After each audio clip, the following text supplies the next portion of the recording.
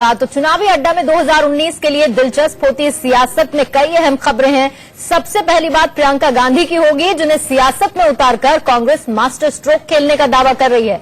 लेकिन वो master stroke है क्या? कहा यह जा रहा है कि प्रियंका 2019 में 2009 वाले फॉर्मूले को आगे बढ़ाएंगी।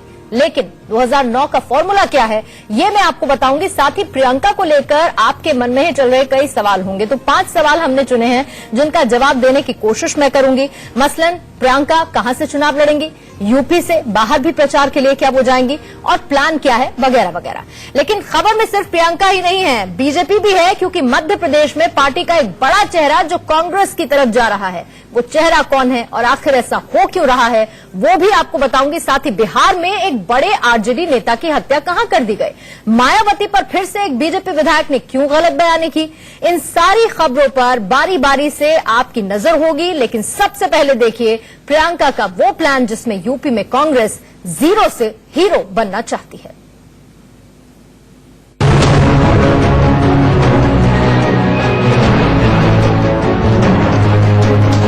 मैंने प्रियंका को और ज्योतिरादित्य को मिशन दिया है कि उत्तर प्रदेश में कांग्रेस पार्टी की जो सच्ची विचारधारा है, गरीबों की विचारधारा, कमजोर लोगों की विचारधारा, सबको लेकर आगे बढ़ने की विकास की विचारधारा, उसके लिए लड़ना है। राहुल के इस बयान के बाद कांग्रेस का 2019 के प्लान और प्रियंका का वो मिशन जानना भी जरूरी हो जाता है जो राहुल ने प्रियंका को दिया है। दरअसल प्रियंका को महासचिव बनाने और पूर्वी यूपी की कमान सौंपने के बाद अब कांग्रेस यूपी में 35 सीटें जीतने की रणनीति बना रही है। इसके लिए कांग्रेस यूपी में उन चेहरों को आगे करना चाहती है जो 2009 के लोकसभा चुनाव में कांग्रेस के लिए जीतने में कामयाब हुए थे। 2009 के चुनाव में कांग्रेस ने यूपी की 21 लोकसभा सीटों पर जीत दर्ज की थी। अब कांग्रेस उन्हीं चेहरों पर दांव लगाना चाहती है जिन्होंने पहले अपना दमखम दिखाया था। कांग्रेस लोकसभा चुनाव में अजहरुद्दीन को मुरादाबाद से उतार सकती है, वहीं प्रवीण सिंह को बरेली से उतार सकती है। जफर अली नकवी को खीरी से मैदान में उतारा जा सकता है, वहीं धौरहरा से जतिन प्रसाद को मौका दिया जा सकता है। उन्नाव से अनु टंडन को कांग्रेस उम्मीदवार बना सकती है, वहीं रायबरेली से सोनिया गांधी का चुनाव लड़ना लगभग तय है। अमेठी से प्रियंका गांधी चुनाव लड़ सकती हैं, वहीं सुल्तानपुर से संजय सिंह चुनाव लड़ सकते हैं। रत्ना सिंह को प्रतापगढ़ से मैदान में उतारा जा सकता है, वहीं फर्रुखाबाद से सलमान खुर्शीद पर कांग्रेस दांव लगा सकती है। कानपुर से श्री प्रकाश जायसवाल और अकबरपुर से रामाराम पाल को मैदान में उतारा जा सकता है। झांसी से प्रदीप आदित्य जैन और बाराबंकी से पीएल पुनिया चुनाव लड़ सकते हैं। अयोध्या से निर्मला खत्री तो बहराइच से कमल किशोर कमांडो को कांग्रेस आजमा सकती है। श्रावस्ती से विनय पांडे तो गोंडा से बेनी वर्मा या उनके बेटों को कांग्रेस उतार सकती है और कुशीनगर से आरपीएन सिंह को लड़ाया जा सकता है।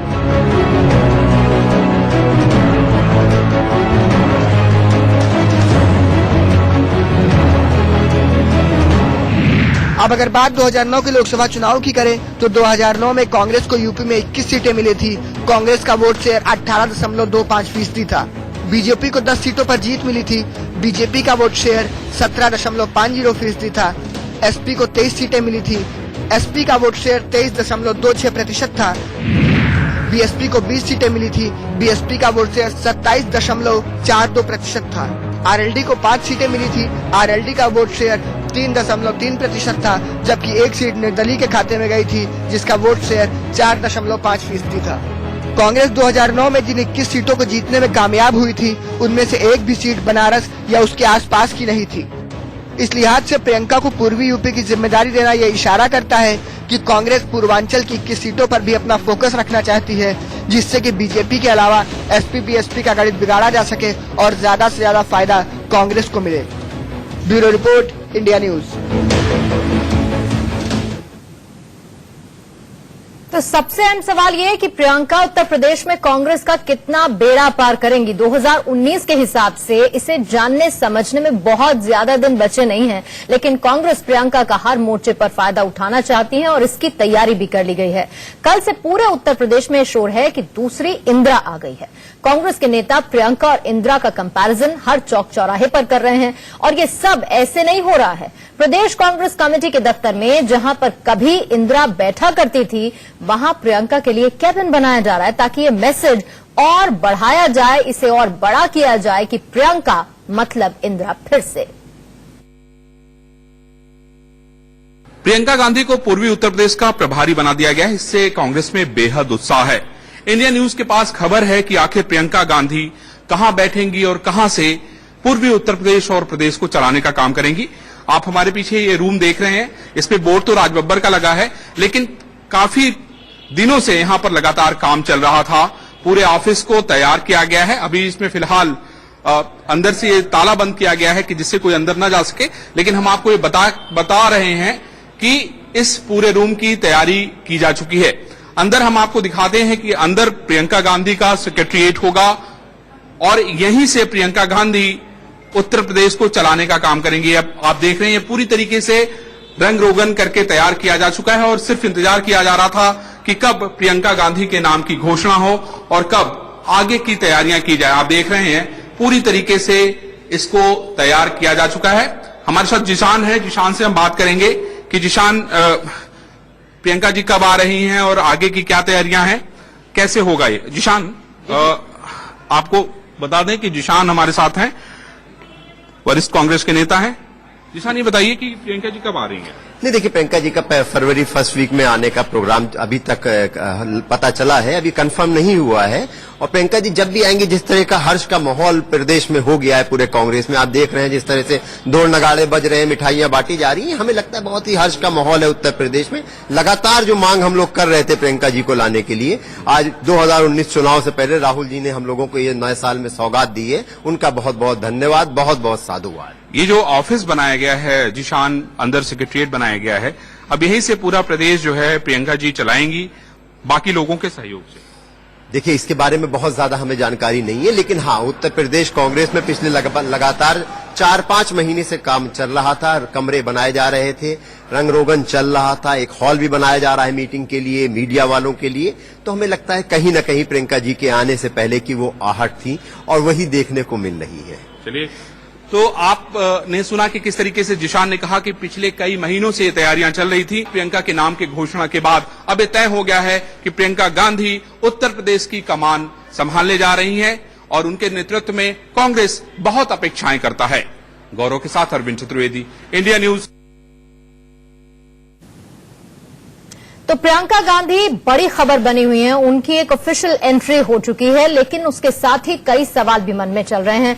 और मेरे सहयोगी रजत राकेश टंडन, जो कि इस वक्त कांग्रेस मुख्यालय पर हैं, एक एक करके उनसे वो हम सवाल लेंगे। 5 दिन पहले देखिए रजत, एक बार ये क्लियर कर दिया गया था और ये खबर इंडिया न्यूज पे चल गई थी कि प्रियंका गांधी सियासत के मैदान में उतारने वाली हैं। अब आप जो है आम लोगों के मन में जो सवाल है उस पर मैं आपसे सवाल पूछना चाहूंगी। पहला सवाल जो लोगों के मन में चल रहा है वो ये कि प्रियंका गांधी कब से चुनाव प्रचार के लिए उतरेंगी, इसे लेकर क्या डिटेल्स है? देखिए, 1 तारीख को प्रियंका गांधी देश वापस लौटेंगी। मेरे जानकारी के अनुसार वो देश में नहीं है, 1 तारीख को वापस आएंगी। इसीलिए आप देखिए, जो कांग्रेस प्रेसिडेंट ने नोट लिखा है उसमें साफ लिखा है कि फर्स्ट वीक ऑफ फरवरी से वो चार्ज संभालेंगी। यानी अभी देश में नहीं है, 1 फरवरी को आएंगी, 1 फरवरी के बाद चार्ज संभालेंगी। अब आप जब वो दिल्ली आ जाएंगी तो दिल्ली में आने के बाद पहला अपीयरेंस क्या होगा? क्या वो कांग्रेस दफ्तर आएंगी? जो एक कमरा था, जो कमरा सोनिया गांधी का था, वो अध्यक्ष बनने के बाद राहुल गांधी को मिल गया है, बगल वाला कमरा एक खाली भी है। या फिर जैसे वो जवाहर भवन में बैठती थी पहले भी, उनका एक ऑफिस है जवाहर भवन में, शास्त्री भवन के सामने, आरजीएफ का भी ऑफिस वहां पे, क्या वहीं से ऑपरेट करेंगी? क्योंकि वहां पर भी सुरक्षा के अच्छे बंदोबस्त है, बैठने की जगह है, ऑडिटोरियम है, बड़ी बिल्डिंग है वो। तो क्या वहीं पर प्रियंका बैठेंगी, वहीं से उत्तर प्रदेश के नेताओं से मिलेंगी? ये दूसरी 1 तारीख को डिसाइड होगा। इस पर डिसाइड अभी तक नहीं हुआ है कि क्या होगा। संगठन में क्या फेरबदल होगा? क्या अध्यक्ष राज बब्बर कंटिन्यू करेंगे, या फिर जब 2 जनरल सेक्रेटरीज राहुल गांधी ने बनाए हैं तो उसी तरीके से 2 से 4 यानी 4 हिस्सों में बांट के 4 वर्किंग प्रेसिडेंट बना दिए जाएंगे और 2 पश्चिम उत्तर प्रदेश और सेंट्रल में काम करेंगे और 2 वर्किंग प्रेसिडेंट प्रियंका गांधी के साथ काम करेंगे। अब तक उत्तर प्रदेश में पिछले चुनाव से अब तक लेकर 8 सेक्रेटरीज एआईसीसी के काम करते थे। क्या यही 8 सेक्रेटरीज आगे बढ़ेंगे या फिर 4 सेक्रेटरीज नए अपॉइंट होंगे ज्योतिरादित्य सिंधिया और प्रियंका गांधी के लिए? पहला अपीयरेंस जब यहां से जाएंगी तो पहले लखनऊ जाएंगी, वहां बैठेंगी, वहां पर मुलाकात करेंगी, या सीधे रैली से शुरुआत करेंगी? इस पर अभी हुआ है। फरवरी में कांग्रेस पार्टी को 12 से 13 रैली करनी है, ये बिल्कुल निश्चित है। 4 ब्लॉक में बांटा गया है, 2-2 रैली, 3-3 रैली सब जगह करनी है, जिसमें लखनऊ भी है, गोरखपुर भी है, इलाहाबाद फूलपुर में भी है, पश्चिम उत्तर प्रदेश में है, बुलंदशहर में, हापुड़ में है, सहारनपुर में। ये सारी चीजें आइडेंटिफाई पहले ही हो चुकी थी। क्या वहां से शुरुआत करेंगी या पहले अपने अच्छा दफ्तर रजत, बैठेंगी, ये लोगों से बताइए, मिलेंगी? ये क्लियर है क्या कि 2019 में उत्तर प्रदेश में कहां से प्रियंका गांधी चुनाव लड़ने वाली हैं? देखिए, ऑफिशियली अब तक क्लियर नहीं है, पार्टी अभी पार्टी ने इस पर चर्चा नहीं करी है, लेकिन हाँ एक खाका जरूर तैयार है कि रायबरेली अमेठी की सीट है।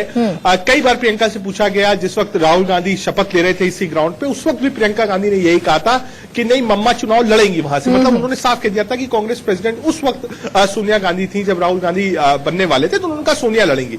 लेकिन अगर सोनिया गांधी पीछे हटती हैं, जैसे कि एक स्पेस राहुल गांधी को दिया उन्होंने कांग्रेस अध्यक्ष बनने से पहले, सीडब्ल्यूसी मीटिंग में राहुल गांधी को भेजना, अपोजिशन मीट में भेजना, बड़ी जगहों पर रैली करने के लिए राहुल को भेजना और कम रैलियां करना, अगर ऐसी ही स्पेस प्रियंका को भी दी जानी होगी तो हाँ रायबरेली से चुनाव लड़ सकती हैं। लेकिन पार्टी का एक बड़ा धड़ा मानता है कि सोनिया गांधी अभी स्वस्थ है, उस सीट को छोड़ने की जरूरत नहीं है। प्रियंका को ईस्टर्न यूपी के ही किसी हिस्से से आगे बढ़ाया जाए और उसी की जिम्मेदारी दी भी गई है रजत, लेकिन क्या ये भी एक तरह का एक सवाल, देखिए ये भी है क्योंकि 2019 जनरल इलेक्शंस हैं, भले ही ये कहा जाता हो कि उत्तर प्रदेश पर अगर आपकी पकड़ मजबूत हुई तो सेंट्रल में आप ही बैठेंगे, लेकिन क्या कैंपेन करने के लिए, जब चुनाव प्रचार करने के लिए प्रियंका बाहर निकलेंगी तो क्या वो सिर्फ उत्तर प्रदेश तक सीमित होंगी या बाहर भी जाएंगी?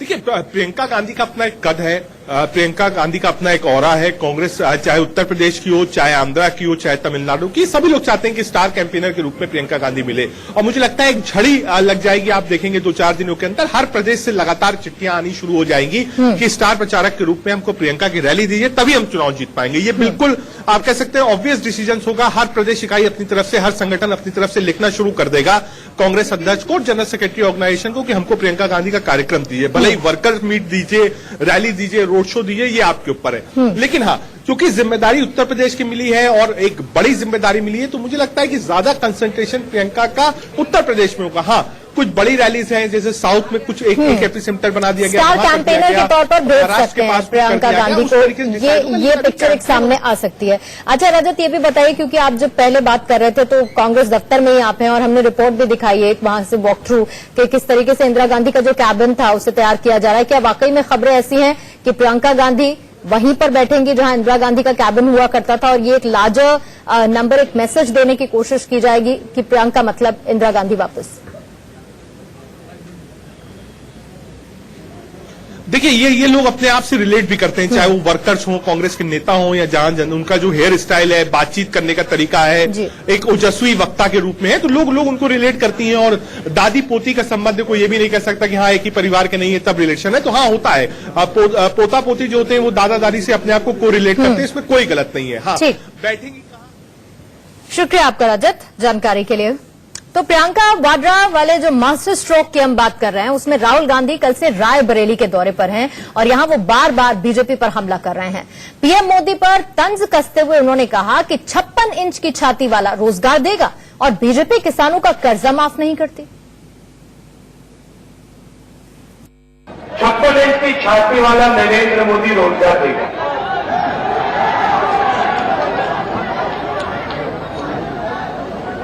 पहले नारा हुआ करता था, पहले कहते थे अच्छे दिन, और दूसरी साइड के लोग कहते थे आएंगे, अच्छे दिन आएंगे, अच्छे दिन आएंगे। अब नया नारा चला है, सुनो, चौकीदार चौकीदार। तो ये 4.5 साल में ये हुआ कैसे? चौकीदार 4.5 साल में चोर कैसे साबित हुआ? छोटा सा सवाल, हिंदुस्तान का किसान दिन भर काम करे, अपना खून, अपना पसीना, अपना भविष्य देश को दे, और नरेंद्र मोदी जी की सरकार उसका 1 रुपया कर्जा माफ नहीं करती है। हर स्टेट में किसानों की आवाज उठ रही है कि हमारा भी कर्जा माफ कीजिए। नरेंद्र मोदी जी, अरुण जेटली जी कहते हैं नहीं हम नहीं करेंगे, हमारी पॉलिसी नहीं है, हमारे पास पैसा नहीं। मध्य प्रदेश में कहा पैसा नहीं है, छत्तीसगढ़ में कहा पैसा नहीं है, कर्नाटक में कहा पैसा नहीं है, और हमने चुनाव में कहा देखिए नरेंद्र मोदी झूठ बोलता है, चौकीदार झूठ बोलता है। 10 दिन के अंदर कांग्रेस पार्टी की सरकार मध्य प्रदेश, छत्तीसगढ़, कर्नाटक, पंजाब में 2 दिन के अंदर हमने कर्जा माफ कर दिया। राहुल ने अपने भाषण में पीएम मोदी पर सीधा वार किया। कहा कि मोदी सिर्फ अमीरों का कर्जा माफ करते हैं, नीरव मोदी आपका पैसा लेकर भाग गए। भाइयों और बहनों, नरेंद्र मोदी ने स्वयं हिंदुस्तान के सबसे बड़े 15-20 उद्योगपतियों का 3.5 लाख करोड़ रुपया माफ किया है। 3.5 लाख करोड़ रुपया। वो किसका पैसा था? वो आपका पैसा था। अमेठी के, रायबरेली, उत्तर प्रदेश के युवाओं का पैसा था, बाकी प्रदेशों के युवाओं का पैसा था। ये लोग 15-20 लोग प्राइवेट हवाई जहाज से उड़ते हैं, नरेंद्र मोदी जी की मार्केटिंग करते हैं और फिर नरेंद्र मोदी जी इनका कर्जा माफ करते हैं। आपने विजय माल्या का नाम सुना है? ललित मोदी का नाम सुना है? नीरज चौकसी का, मेहुल चौकसी का नाम सुना है? अनिल अंबानी का नाम सुना है? पूरे देश में मनरेगा को चलाने के लिए 35,000 करोड़ रुपए लगते हैं। एक साल के मनरेगा का पैसा नरेंद्र मोदी ने नीरव मोदी के हवाले कर दिया है। वहीं राहुल ने राफेल पर भी मोदी सरकार को घेरा। साथ ही सीबीआई डायरेक्टर को आधी रात को निकालने पर भी सवाल उठाए। यूपीए सरकार ने एयरफोर्स के लिए 126 हवाई जहाज खरीदने की बात की थी। 526 करोड़ रुपए एक हवाई जहाज का दाम था। फ्रांस की कंपनी के साथ सौदा हो रहा था। नरेंद्र मोदी आते हैं, कहते नहीं, 126 हवाई जहाज नहीं खरीदे जाएंगे, 526 करोड़ रुपए का एक हवाई जहाज नहीं खरीदा जाएगा, हवाई जहाज हिंदुस्तान में नहीं बनाया जाएगा, हवाई जहाज फ्रांस में बनेगा।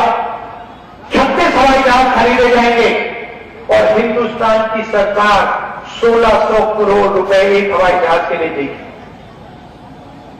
ये राहुल गांधी नहीं कह रहा है, ये फ्रांस के राष्ट्रपति होलैंड ने कहा है। 1:30 बजे रात को, 1:30 बजे रात को नरेंद्र मोदी ऑर्डर लिखते हैं, कहते हैं सीबीआई डायरेक्टर को निकालो, उसका ऑफिस सील कर दिया जाता है और उसको 1:30 बजे रात को निकाला जाता है। मोदी जी ने खुलेआम दिन में चोरी की और जो कार्रवाई करने जा रहा है उसको 1:30 बजे रात को निकालते हैं। सुप्रीम कोर्ट कहता है नहीं, इसको गलत निकाला गया है, इसको वापस सीबीआई का डायरेक्टर बनाओ। फिर से सीबीआई डायरेक्टर बनाया जाता है और 2 घंटे के अंदर कारगिल जी को नोट आ जाता है कि भैया सीबीआई डायरेक्टर को हटाने की बात है, मीटिंग में आप आ जाइए। ये जल्दी क्या है? सीबीआई डायरेक्टर को हटाने की क्या जल्दी है? रात को क्यों निकालना है? क्योंकि चौकीदार 2019 के लोकसभा चुनाव से पहले मध्य प्रदेश में बीजेपी को बड़ा झटका लगता नजर आ रहा है। पार्टी के बड़े नेता और पूर्व मुख्यमंत्री बाबूलाल गौर कांग्रेस के टिकट पर भोपाल से लोकसभा चुनाव लड़ सकते हैं। गौर ने इस बात को स्वीकार किया कि उन्हें दिग्विजय सिंह की तरफ से ऐसा ऑफर मिला है और वो इस पर विचार कर रहे हैं। सही है, वो निवास में भोजन के लिए आमंत्रित थे। भोजन के पश्चात उन्होंने हमसे अनुरोध किया है कि हम आपको कांग्रेस पार्टी की तरफ टिकट देकर लोकसभा का चुनाव लड़ाना चाहते हैं। लेकिन मेरी कोई मंशा तो है नहीं अब चुनाव लड़ने की, और 10 बार एमएलए भी रह चुका हूँ, मंत्री मुख्यमंत्री सब है। के लिए एक बार विचार करिए, हम विचार करेंगे आपकी बात। बीजेपी और कांग्रेस दोनों में बाबूलाल गौर को लेकर रिएक्शन है। वो क्या है उसे आपको बताएं, उससे पहले देखिए कि बाबूलाल गौर है कौन। बाबूलाल गौर मध्य प्रदेश में बीजेपी के संकट मोचक रहे हैं और वो पार्टी के सीनियर मोस्ट नेताओं में से एक हैं, जिन्होंने श्यामा प्रसाद मुखर्जी के वक्त से पार्टी को आगे बढ़ाया। उन्होंने वाजपेयी और आडवाणी युग में पार्टी की सेवा भी की है। मध्य प्रदेश के मुख्यमंत्री रहे हैं, शिवराज सरकार में कैबिनेट मंत्री रहे हैं। 75 साल से ज्यादा की उम्र होने की वजह से उनसे मंत्री पद लेकर उन्हें मार्गदर्शक मंडल में जगह दी गई। एमपी विधानसभा चुनाव के दौरान बाबूलाल गौर अपनी बहू कृष्णा गौर के लिए गोविंदपुरा से टिकट चाहते थे, लेकिन बीजेपी ने आखिर में उन्हें टिकट दिया और तब ये शोर था कि बाबूलाल गौर सहित कृष्णा कांग्रेस में जा सकती हैं। बाबूलाल गौर मध्य प्रदेश में बीजेपी के लिए बड़े ओबीसी के फेस हैं। वो हमेशा अपनी साफगोई और बेबाबी के लिए जाने जाते हैं, जो कि मध्य प्रदेश में बीजेपी का कैडर वोट बैंक माना जाता है।